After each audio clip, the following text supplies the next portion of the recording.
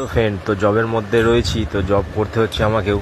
তো যতটা পারছি দেখানোর চেষ্টা করছি তোমাদেরকে প্রত্যেকটা ভিডিওতেই বলি, জব যেহেতু আমাকেও করতে হয়, পুরো সম্পূর্ণ ভিডিওটা দেখাতে পারি না। আর এইসব বিয়ারিংগুলো সব হিটারের মাধ্যমেই এগুলোকে সব এখানে পড়ানো হয়েছে। তো কোনো সময় যদি হয়ে থাকে যে হিটারে কিরমভাবে বিয়ারিংগুলোকে পড়ানো হয়, তোমাদেরকে নিশ্চয়ই দেখাবো।